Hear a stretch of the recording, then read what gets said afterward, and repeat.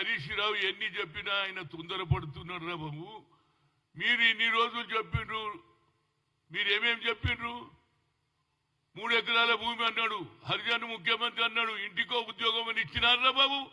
10 ఏళ్లలో మీరు అబద్ధాలు చెప్పిండ్రు.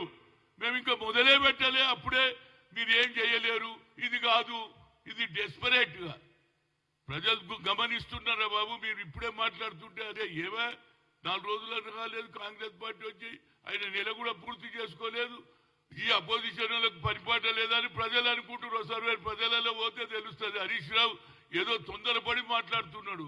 మీరు ఇచ్చిన వాగ్దానాలు ఏవి పూర్తి చేసి చెప్పు?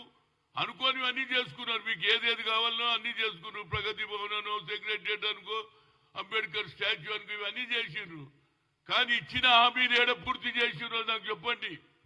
ఇవాళ కూడా ధరణి పేరు మీద పేద ప్రజల భూములు లాగేసుకున్నారా లేదా? అందుకుంటే మీకు వ్యతిరేకత వచ్చింది. 4 రోజులు ఓపిక పట్టుండ్రా బాబు, మేము చేస్తామా లేదా అనేది ప్రజలు గమనిస్తున్నారు. చేస్తే మాకు తప్పనిసరిగా చేసే సోనియా గాంధీ తెలంగాణ ఇస్తాన్నది ఇచ్చిందా లేదా? ఎన్ని అడ్డంకులు వచ్చినా అదేవిధంగా కుటుంబంలో ఇచ్చిన మాట నిలబెట్టుకునే కర్తవ్యం వల్లది. తప్పనిసరిగా సోనియా గాంధీ వచ్చింది కూడా స్వేరింగ్ సెరమనీకి వచ్చాయి. 6 డిక్లరేషన్ ఫస్ట్ యూ అనౌన్స్ అన్నాడు, సంతకం పెట్టిటా లేదా రేవంత్ రెడ్డి?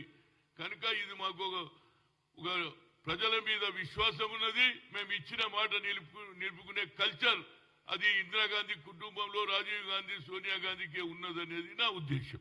ఒకసారి happy new year to everybody including media, electric తీసేటోడు అదే చూయించేటోళ్ళు అందరికీ కూడా నా హృదయపూర్వక ధన్యవాదాలు.